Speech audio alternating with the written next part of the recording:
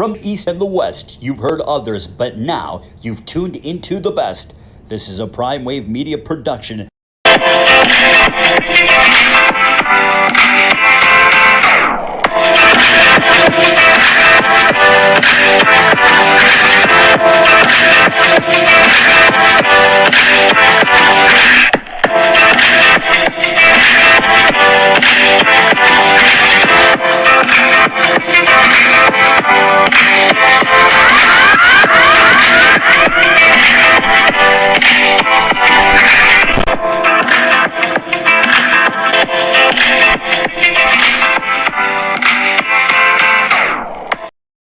What's up, world? It's the one and only Pop DDIC, the Primetime Capper, and it is time for the premier sports bet show, the PrimeTime Angles Live.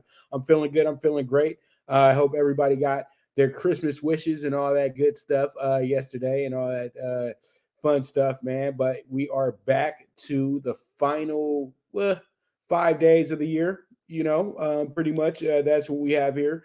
The final week of the year, as I should just say. And, next Sunday, we'll have a whole new year to be looking forward to. So let's go ahead and jump into the playoff picture real quick. Crazy weekend this weekend. A lot of teams that were trying to get ahead couldn't get ahead. They all luckily for the Giants and the Commanders, they both lost this weekend, and everybody behind them lost this weekend as well, too. They were being chased by Detroit, who got absolutely blasted by Carolina, who finds themselves in the mix. And Carolina was literally out of this thing a few weeks back, but they have found themselves in the mix as well to win with the possibility of winning the NFC South, because I think that's their best chance to get in here. But the team that did win this weekend was the Green Bay Packers. Green Bay Packers now push their record to 7-8, and they do hold a very significant portion of a tiebreaker here as well, too. Now, if Green Bay was to win out and say the Commanders were to lose another game here, from what I'm seeing here, say the Commanders finish 8-1 and the Packers finish 9-8, the Packers get into the playoffs. And same thing goes for Detroit. If Detroit winds up finishing 9-8, they're in the playoffs. And when you look at Seattle, I think Seattle is probably going to have a tougher time than both of them. Seattle's 5-6 against the conference right now, so it's going to be a little tough. But you got Detroit and Green Bay, who are both 5-5, and then New Orleans is still alive as well too. But these teams are chasing Tampa Bay at the moment. Tampa Bay is 7-8 right now, but Tampa Bay, believe it or not, Tampa Bay has all of their wins this year against the NFC. So they're 7-3.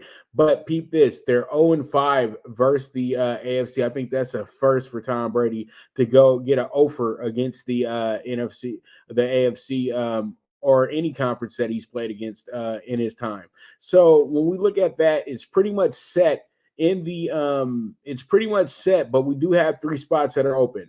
We have the championship spot here in the South, but I think all in all, though, what happens this week, though, if Tampa Bay is able to take care of Carolina, that should go ahead and pretty much cinch this thing for them. They wouldn't have any issues moving forward because they've already swept New Orleans this year. So if they were to finish in a downright tie of 8-9, then that would go to if they were to finish 8-9, and New Orleans finishes 8-9, they would get the tiebreaker, but they have to beat Carolina, because if they don't beat Carolina, Carolina actually is in the driver's seat to win the division, because they already have a win over the Buccaneers this year as well too. But both are riding the same record in the division as well.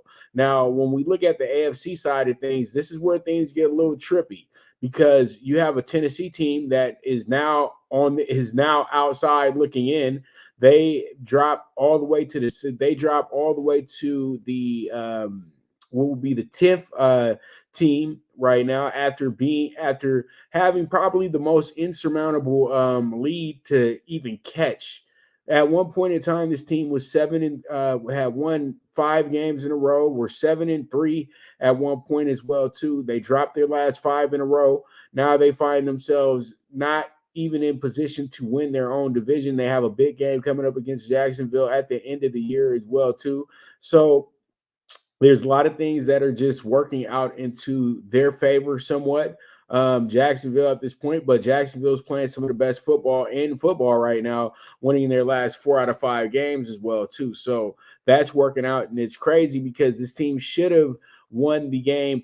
They should have won 5 games in a row, but you know how it goes. They kind of slipped up when they got to Detroit. They lost that one 40-14. But all in all, though, Jacksonville is probably the hottest team in the AFC right now who's trying to get into the playoffs. Now, Buffalo, Kansas City, and Cincinnati are the usual suspects. And then you add in Baltimore, who's 10-5 right now as well, too. So you really have 4 teams here. But once again, we got the Chargers going at it tonight. They're 8-6 on the season. I think that if they go ahead and they win tonight, that will go ahead and actually cinch the Chargers into the playoffs because they do have the tiebreaker over Miami already. So I can see that happening tonight to where the Chargers can go ahead and lock down that playoff spot as well too. They would go 7-4 against the conference at this point. And seriously, I think that all these spots are pretty much solidified except for Miami. Miami is trying to hold off 2 teams from their division and the Pittsburgh Steelers. After that, everybody else is out. But but this is the thing: if Miami's to win this weekend, then that will go ahead and pretty much cancel out everybody except for, I would say, the Jets. But when you look at Miami does have the tiebreaker when it comes to playing the AFC. They're 6-4, while New England's 5-5, and the Jets and Tennessee are both 5-6, and Pittsburgh's a miserable 3-7. So only thing keeping Pittsburgh in the mix is that they're 7-8 right now. So there it is. And the NFL playoff picture is looking really good. We'll have more to talk about tomorrow when me and Jeff are doing the NFL bet exchange. So you guys make sure to tune in for that. All right, so let's go ahead and move on to our Monday night preview, and our Monday night preview is going to be between the Chargers and the Colts. This game is going to be in Indy as well too. You have a +3.5 spread tonight for the home team, over under of 44.5. And then when you look at the notes going into tonight's game for Monday Night Football, you have a Chargers team that's 8-5-1 against the spread. Then this team is also 5-2 against the spread on the road this year. They're 4-4-1 against the spread as a favorite. They're also 6-3-1 against the spread versus the AFC this year. And then they're also 4-3 on the road straight up. 7-2 as a favorite straight up, 6-4 versus the AFC straight up. And then when it comes down to over and unders, they are split at 7, but they did have 1 push. All right, and that's in their 15 games. And in their 7 games on the road, they've actually went under in 4 of those games. So the Chargers, that's how they're looking coming into this game tonight. And the Chargers are rocking one of the better offenses in the league and a much improved defense coming into this game. Now, the Colts are 6-8 against the spread. They're 3-3 against the spread at home. And then when it comes to the spread as a dog, they're 5-3. And versus the AFC, they're 4-6. Now, at home, straight up, they're 2-4. As an underdog, straight up, they're 3-5. Versus the AFC, they're 4-5-1. And then when it comes to over-unders, they have went under in 9 of their 14 games this year. 14 games this year. And then when it comes down to the actual over-under for the over-under for their games this year, they've went under in 4 out of 6 of those games versus at home. So when I would get down to it, I do have the Chargers winning this game. And the Chargers should be moving on to greener pastures and finally going ahead and clinching a playoff spot with Herbert as the quarterback. So we'll see how it goes. We'll see how it checks out. But that's the Monday Night Football preview for you, and we move ahead from there. All right, let's go ahead and jump into the Camellia Bowl. The Camellia Bowl is going to be a game that's going to actually be tomorrow morning at 9. So I'm previewing it now because I couldn't get to the Quick Lane Bowl because it started at 11:30, but I want to make sure that we talked about the Camellia Bowl real quick, and we are going to talk about the First Responder Bowl. Now, the second half of the games on the 27th will be a part of tomorrow's show. So I'm only doing these 2 early games because I'll be doing the show when those games are on. So pretty much we have the Camellia Bowl, and Georgia Southern is 7-5 against the spread, and then we're 2-0 against the spread and straight up versus as a favorite. Then versus as Then with the non-conference, they're 3-1 against the spread and straight up. And then when it comes down to the over and under, it will go under 6 times, go over 6 times in those 12 games. The first non-conference, they're split as well too, 2-2, 2 overs, 2 unders. Now in bowl games all time, this team is 3-1, and that's Georgia Southern coming into this one. Now Buffalo comes to the game 6-5-1 against the spread. They're 3-1-1 as an underdog, and they're 2-1-1 against the spread versus the non-conference. Now, versus the underdog, they're 2-3 this year straight up. Then versus non-conference, they're 1-3 in that category this year, and that's straight up. And then over under, they went over in 7 of their 12 games, and in their 5 non-conference games, they've went under in 3 of those. Now, in their 5 bowl games, they're 2-3. So this team did wind up winning their last 2 bowl games as well, too. And pretty much this is going to be a really good game. But I love Georgia Southern in this spot. I think that they should take care of their business and get themselves a very, very nice win. All right, so let's go ahead and move forward and jump into our next game. And that's going to be the First Responder Bowl, sponsored by Serve Pro. And this one is going to be a game that's going to be between Utah State and Memphis. Memphis is coming in here 6-6. Utah State is 6-6 coming into the game. So they both have identical records. But from what you can see here, you got Utah State as a 7.5 point dog, and then the under 16.5 here. Now Utah State is 4-8 against the spread this year, and as an underdog against the spread, they're 2-4. And first non-conference, they're 1-3 straight up and against the spread. Now as an underdog straight up, they're 1-5, and when it comes down to the over and under in their 12 games, they've went under 7 times, and versus the non-conference in their 4 games, they've went under in three times. Okay, so they take on this Memphis team that's 6-6 against the spread. Then they're 4-3 against the spread as a favorite, and they're 6-1 straight up as a favorite. 3-1 straight up is first non-conference, 8-4, and then they have went over in 8 out of their 12 games.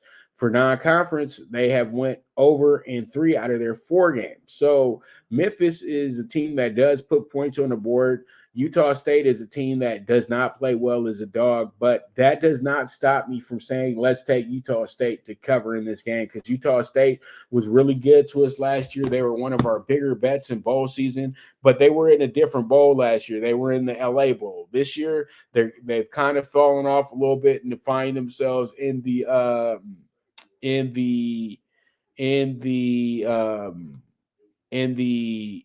first responder bowl, but it's still Memphis. It's still going to be a good game. So I do like the way that this game is shaping up, and I do feel like we can get this plus 7.5, and I do got some good bets for you guys once we get to talking tickets for this game as well too. So with that, I'm going to go ahead and take a quick commercial break, and when I get back, we'll go ahead and we'll jump into the state of the Lakers, and then we'll get into the NBA NBA Monday night as well too. So you guys stay tuned.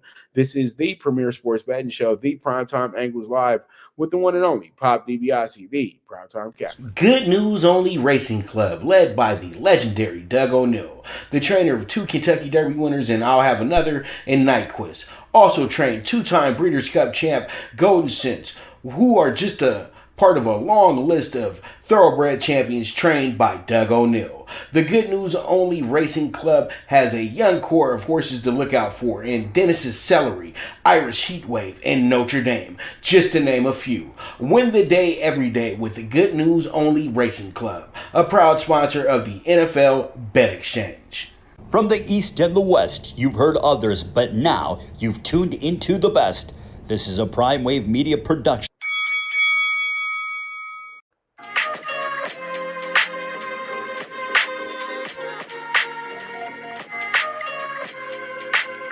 Tune into Big Wave Boxing every week with a brand new guest, with the one and only Pop DiBiase, the Primetime Captain, getting the best boxing stories, best boxing angles, and the truth when it all comes down to the sweet science. Tune into Big Wave Boxing on the Prime Wave Media channel on YouTube.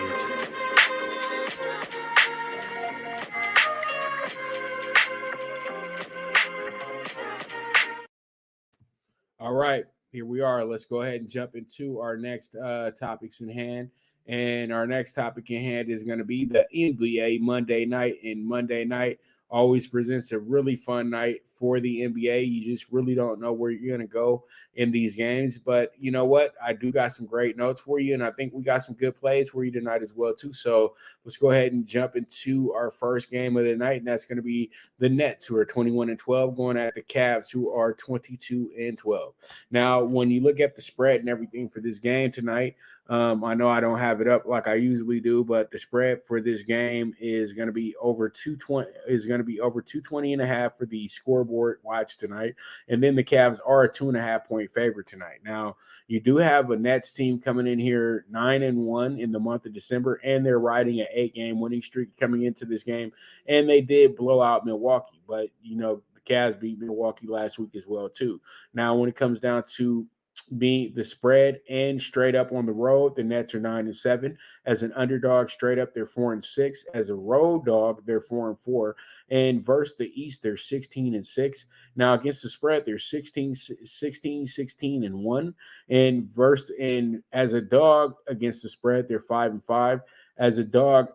As a road underdog, they're 5-3 against the spread this year. And then when it comes down to the spread versus the Eastern Conference, they're 10-11-1. Now, when it comes down to the over-under, they've had 33 games. They've won under in 18 of them. Now, when it comes down to the over and under on the road, they split that 8-8 within the 16 games that they've had. And in the 22 games versus the East, they've went under 14 times. So the Nets are a little unfamiliar from what they usually are, and that's a team that goes under more than they go over this season. They used to be a team that constantly goes over, so it goes to show you that the defensive mentality is working for that team. That a la Jacques Vaughn. Jacques Vaughn also, you guys can go ahead and give him his props as well, too. This man is 19-5 since taking over this team. All right, so yeah, the Cavs, who are 8-4 in December, lost their last game at home, 118-107 to the Raptors. They had a 5-game winning streak snapped as well, too. Raptors came in here, had losers of like 8 in a row, too, and went ahead and took care of their business against Cleveland. It happens. But the Cavs still have the best record at home, 16-3. They're also 19-7 as a favorite. 15-3 as a home fave this year, and versus the Eastern Conference, one of the best teams in that category as well, too, 15-6. Now, against the spread, they're 18-14-2. At home against the spread, they're 13-5-1. Against the spread as a favorite, they're 15-9-2. And as a home fave, as on the spread, they're 12-5-1. Now, versus the East this year, they're 12-7-2 against the spread. In their 34 games, they've went under 19 times. And at home, in their 19 games, they've went under 10 times. And versus the East, in the 21 games they played against the conference, they've went under 11 times. So this is another team that goes under a lot. But I'm going to go on the opposite tonight and say that they go over, because these teams are two teams that are top tier teams in the Eastern Conference. And I know that there's just going to be some scoring. And, you know, with the holidays and everything like that, a lot of times these guys are kind of, I won't call them lazy, but they're kind of lackadaisical on the defensive end, and everybody's kind of just thinking offense. You know what I mean? But we just got to get out this little vacation time of the year, and we'll be all right. I think it's more about entertaining the crowd. But I do like the way that this game sets up tonight. This is probably the best game of the night, too. And it pits two of the better teams in the Eastern Conference against each other. So let's see how it goes. Let's see how it shakes out. Nets and Cavs in Cleveland, baby. All right, so we move forward, and we have ourselves the Timberwolves and the Heat tonight. Timberwolves coming into this game 16-17, while you have a Miami team that's 16-17 as well. Both these teams come in here with the idea that, you know, it's time to start moving, but the Timberwolves very shorthanded. The Wolves the Heat are kind of dealing with their own little issues as well, too. You have the Wolves, who are 5-6 in the month of December. They have lost the last 2 games in a row, but they did win 3 in a row before losing those 2. Now on the road this year, they're 7-9 straight up against the spread, and straight up as an underdog, they're 5-10. Versus the East this year, straight up, they're 7-5. Now against the spread, they're 13-20 against the spread, and on the road, they're 6-10 against the spread. And versus the Eastern Conference, they're 5-7 against the spread. Now, in their 33 games, they've went under 19 times. On the road, they've played 16 times. They've went under in 9 of those games. And versus the Eastern Conference, they played them 12 times. They split the overs and under 6-6. So we have the Heat coming into the game tonight, 6-5 in the month of December. They've lost their last 2 in a row after having a 4-game winning streak themselves snapped. All right, so they're 9-8 at home. They're 14-10 as a favorite. They're 8-6 versus the West, and they're 10-21-2 against the spread. 3-13-1 against the spread at home. 6-16-2 against the spread as a favorite this year. 4-9-1 against the spread versus the West. And then when it comes down to their 33 games, they've went under in 17 of them. And at home in 17 games, they've went over in 10 of those. Now versus the West in 14 games, they're split at 7. So when I look at this one tonight, I really do like the Heat to go ahead and pull this one out and get themselves a nice little win here versus the Wolves. So we'll see how this one goes. We'll see how it shakes out. But I think that we're on to something here, and I do like the way that this game does set up. So it is what it is at the end of the day, but I do like the home team in the spot, even though they have not looked good when it comes down to betting them against the spread, but they're pretty decent when it comes to betting them as a straight up. You know what I mean? And, 14-10 as a favorite is not bad. All right. But I do like them as the slight favorite in the spot because Minnesota is still very shorthanded. So we'll see how it goes. We'll see how it shakes out. We move forward from there. All right, so we have the Pacers and the Pelicans. This might be one of the better under the radar matchups tonight. You have a Pelicans team that's 20-12, and then you have the Pacers who are 17-16 tonight. The Pacers coming in here 5-7 in the month of December. They've also won their last 2 games in a row as well.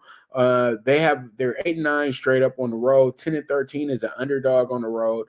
5-8 versus the Western Conference straight up this year. And against the spread, they're 19-14, one of the better records in the league. Now, against the spread on the road, they're 10-7. When it comes down to the spread against the underdog, they're 13-10. Versus the Western Conference this year, 6-7 against the spread. And then when it comes down to over-under in their 33 games, they've went under 18 times. And when it comes down to their road games, they've had 17, and they've went under in 11 of them. And versus the West in those 13 games, they've went under 7 times. Now, the Pelicans come in here with the 7-4 record, and they've won their last 2 games in a row after having a 4-game losing streak, but they did start the month off with a 5-game winning streak. So this team is either going to be winning or they're going to be losing, one or the other. So we have a 13-4 at home for the Pelicans straight up. 14-7 is a favorite straight up. Versus the Eastern Conference, 6-4. Now against the spread, they're 17-15. At home, they're 10-7 against the spread. As a favorite, they're 11-10 against the spread. And then versus the Eastern Conference, they're 5-5 versus the spread. All right, so this team is looking pretty good in that regard, and this is one of the better over teams in the NBA as well, too. In their 32 games, they've went over 19 times. At home, though, they have a tendency to go under just a little bit. In 17 games, they've went under 9 times.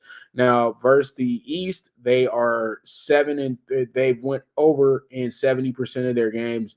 Versus the Eastern Conference, going with 7 overs in 10 games. So the Pelicans look to add another win. The Pacers look to add another win. Usually this will probably be a spot where you go real heavy on New Orleans, but I say tonight you don't do that with New Orleans. You just say to yourself, let's go ahead and play the under, because a lot of people probably are going to be scared away from the under, thinking that these teams are going to be, super duper, because you can see that the Pelicans have scored 126, 128 in their last few games, and they've given up 117 and 125. But the Pacers, on the other hand, 117, 112, 111, 108. This is a tale of 2 stories, but I think the Pacers are going to lock it up a little bit on the defensive end. But you do have 2 of the better scoring teams in the league as well, too. So we'll see how it goes. We'll see how it shakes out. But this looks like it's going to be a very, very good game that most can't really predict what the outcome is going to be. Now, the Jazz and the Spurs, they've played this season. The Spurs beat them 111-104 this year. And the Jazz come into the game 6-5 in the month of December. and 19-16 overall. Spurs are 10-22. Now the Jazz have won 2 in a row. Straight up, they're 7-11 on the road. 7-6 is a favorite. 1-2 against the spread, and straight up as a road fave. Now against the West this year, they're 15-9. When it comes down to the spread, they're 20-15. On the road, they're 10-8. As a favorite, they're 5-8. And this is all the spread. And versus the West, they're 16-8 against the spread. Now, in their 35 games, they've went over 18 times. On the road, they've went over 10 times. As a favorite, they've went over 7 times out of their 13 games. And on the road, it was 18 games, and they went over 10. Now, versus the West, in 24 games, they're split 12-12. All right, so we have the Spurs 4-6 in the month of December. They've dropped their last 4 out of 5 as well, too, after starting the month off pretty good. Now, they've lost their last 2 games in a row, to be exact, and they're 5-11 at home as well. They're 9-21 as an underdog straight up, 4-10 as a home dog straight up, and versus the West, they're 4-18 straight up. Now, against the spread, they're 13-19. Against the spread at home, they're 7-9. Against the spread as an underdog, they're 12-18. Versus the West, they're 7-15 against the spread.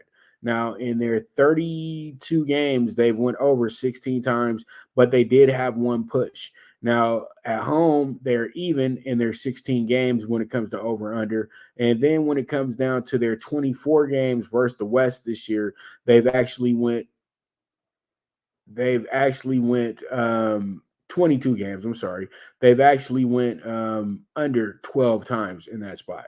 I think tonight what happens here is that the Jazz get their sweet revenge, and they actually can cover that spread of 4.5 tonight. I know why it's a low spread, because the Jazz aren't a good road team. That's the whole thing. But I know that they know if they slip up just a little bit tonight, they can lose to the Spurs. So I like the Jazz in this spot to get themselves a good win.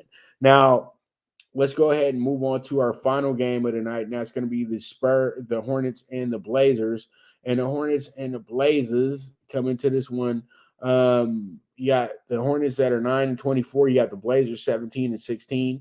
And pretty much what I see here is you have a Hornets team right now this month that's 3-9 in the month of December, but they've won their last 2 out of 3 games, including their last game against the Lakers, beating them 134-130. They're 5-13 straight up on the road this season. They're 6-20 as an underdog straight up. Versus the West, they're 5-7 straight up. And against the spread, they're 15-17-1 this year. Now, on the road against the spread, they're 10-7-1. Against the spread as an underdog, they're 12-13-1. Now, versus the West, winning record, 7-5 against the spread. Now, 33 games in, 18 have went over. In 18 games, they've went over 13 times on the road. And in 21 games versus the the amount of games versus the Western Conference, they've went over. Let me go ahead and get you guys the actual number, because the thing is, I'm using the number from what they did against the East, and it's not against the East. So I want to make sure we're all the way right.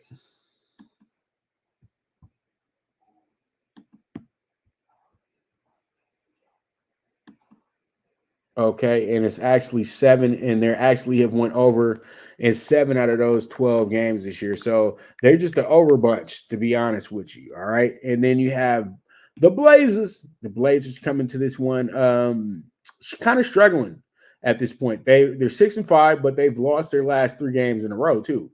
They're 7-6 at home straight up. They're 8-5 as a favorite straight up, and then versus the Eastern Conference straight up, they're 4-5. Now, against the spread, they're the best team in the league, 20-13. And when it comes down to the spread at home, they're 8-5. Now, the spread as a favorite, they're 7-6 as a fave against the spread. And then they're 5-4 versus the East. So they got everything kind of in reverse for their spread. Now, when it comes down to their 33 games this season, they've went under 16 times.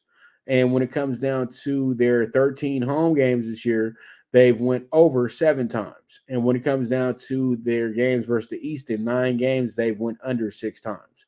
So when I look at this one, I say to myself that you have a Hornets team that's playing really good basketball right now for them.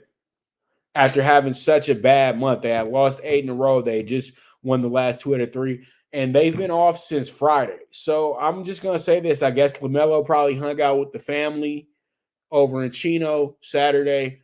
Felt pretty good about that. They probably went out to Portland yesterday night or something like that. Now they're back. They're in Portland. They've had a whole weekend to just chill. And, same thing goes for Portland, but they've been at home hanging out.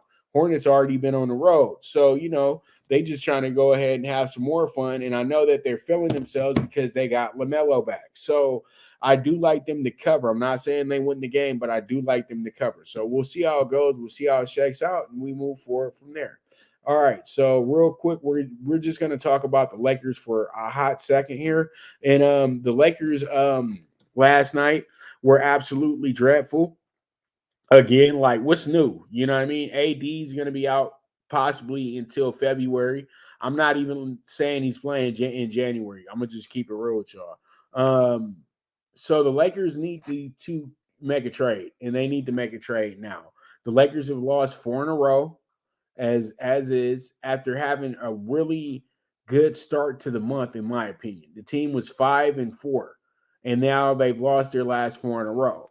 But it's okay because the West isn't good. They're 13-20 right now, okay?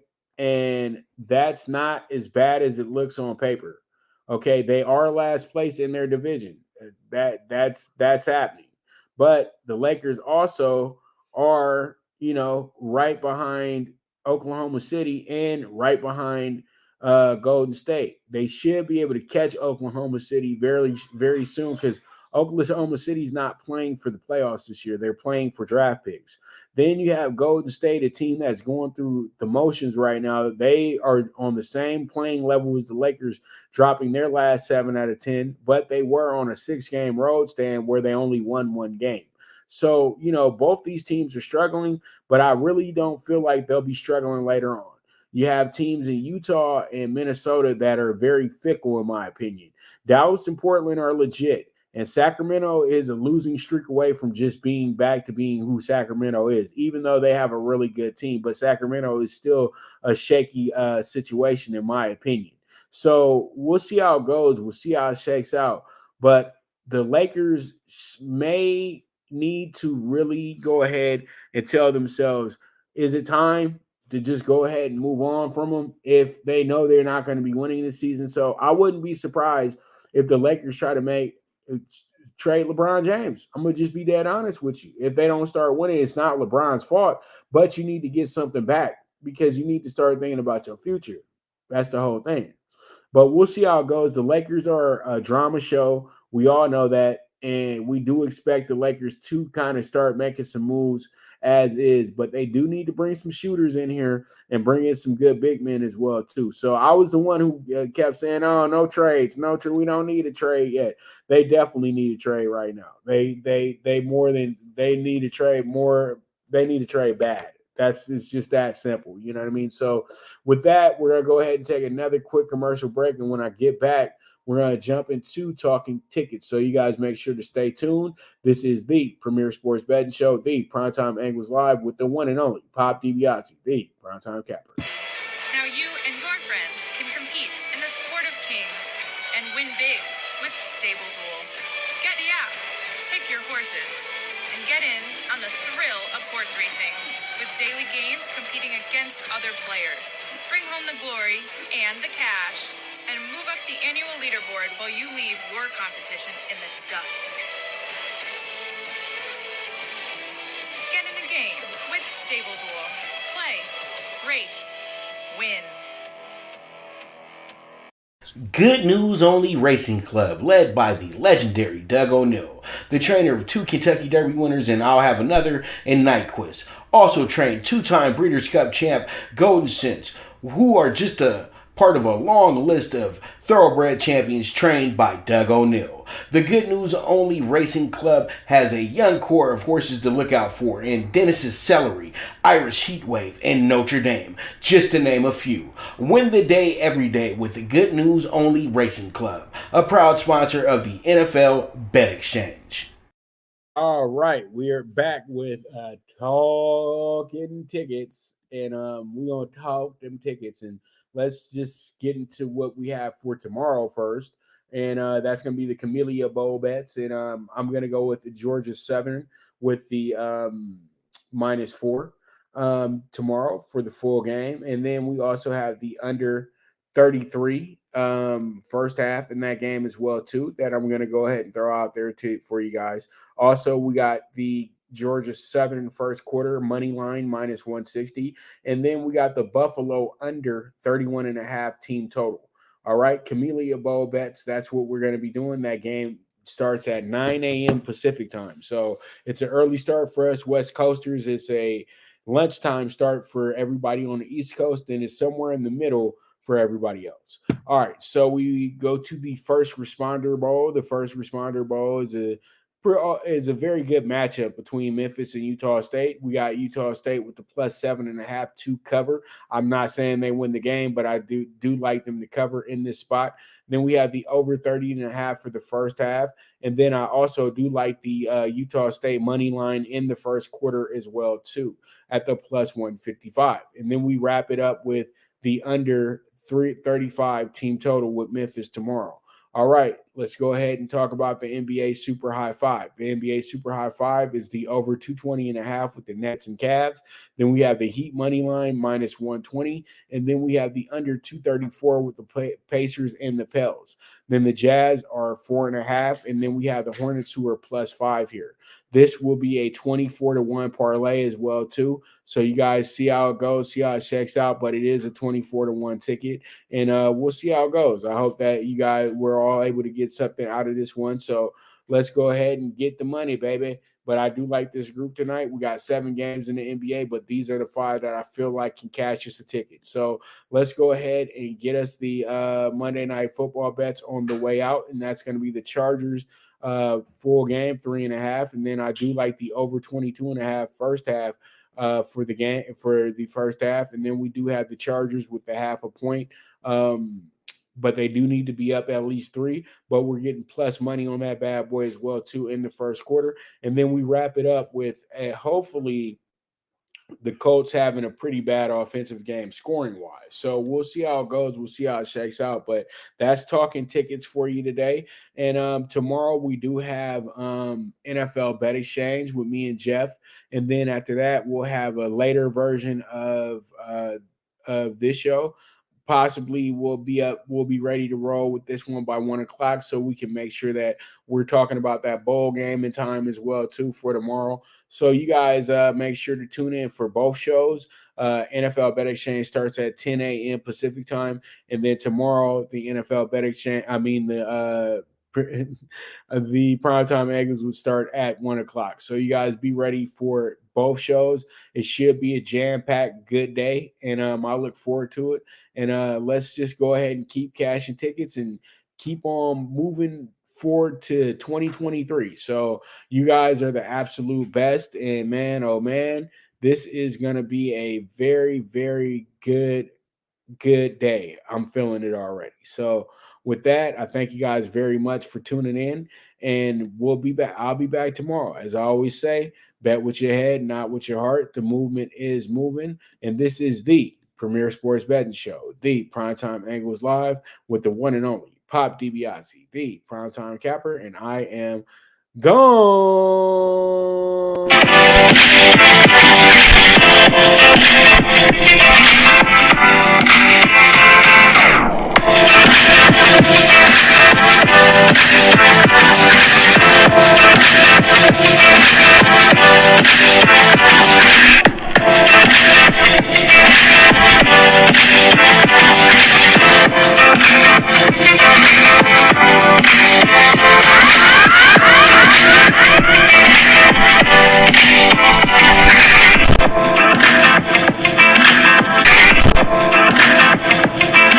From the East and the West, you've heard others, but now you've tuned into the best. This is a Prime Wave Media production.